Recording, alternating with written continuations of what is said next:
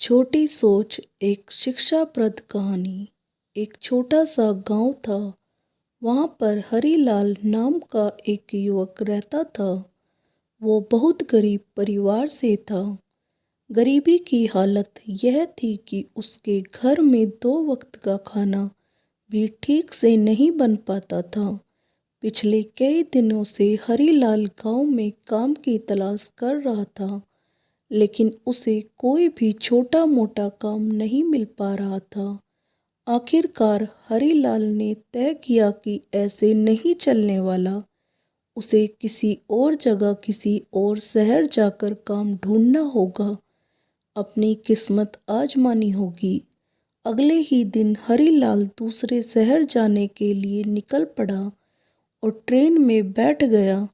सफ़र काफ़ी लंबा था, इसलिए हरीलाल की माँ ने उसे खाने के लिए टिफ़िन में रोटियां बना कर दी थी। सब्जी बनाने के लिए ना घर में कोई सामान था, ना ही जेब में पैसे, इसलिए उन्होंने सिर्फ उसे रोटियां ही दी थी। ट्रेन आगे बढ़ती रही। दोपहर का समय हुआ। खाना खाने का वक्त आया। हरीलाल ने अपना टिफ़िन खोला और वह रोटियों को कुछ इस तरह से खाने लगा कि उसके आसपास के सभी लोग उसे देखने लगे। हरीलाल पहले रोटी का टुकड़ा तोड़ता, फिर उसे काले टिफ़िन में घुमाता और फिर उसे खा लेता। उसे देख रहे कई लोगों में से एक ने हरीलाल से पूछा, अरे भाई, तुम यह क्या कर रहे हो? तुम्हारे पास सिर्फ रोटियां है, तो फिर तुम उन्हें खाली डब्बे में क्यों घुमा रहे हो? हरीलाल ने कहा कि हाँ, मेरे टिफ़िन में सिर्फ रोटियां है, लेकिन इस रोटी के टुकड़े को खाली डब्बे में घुमाते वक्त भैया इमेजिन करता हूँ कि इसमें अचार भी है। उसे देख रहे सभी लोग बड़े ध्यान से उसकी बातें सुन रहे थे।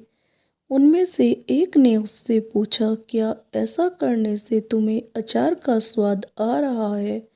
हरीलाल ने कहा, हाँ, इमेजिनेशन का यह पावर है कि हम जो सोचते हैं उसे अनुभव कर पाते हैं। दूसरे एक व्यक्ति ने बड़े आश्चर्य से उसे एक सवाल किया, भाई, अगर ऐसी ही बात है तो तुमने सिर्फ अचार ही क्यों सोचा? तुम वह सारी सब्जियां भी तो सोच सकते थे जो 5 स्टार में बड़ी महंगी मिलती है। इस तरह से तुम उनका स्वाद भी ले पाते। दोस्तों, छोटी सी ये कहानी सोच, कल्पना या सपनों के बारे में है। कहानी हमें यह साफ साफ बता रही है कि सपने पूरे होते हैं, लेकिन बड़ा सपना सच करने के लिए बड़ा सपना देखना पड़ता है। बड़ी मंजिल तक पहुंचने के लिए पहले उस मंजिल के बारे में सोचना पड़ता है। छोटा सा लक्ष्य कभी हमें बड़ा रिजल्ट नहीं दे सकता, इसलिए हमेशा बड़ा सोचो। सपने देखते हैं तो भव्य देखो। दोस्तों, आपको ये कहानी अच्छी लगी तो कहानी को लाइक करें और मेरे चैनल को सब्सक्राइब करना ना भूलें। धन्यवाद। राधे राधे।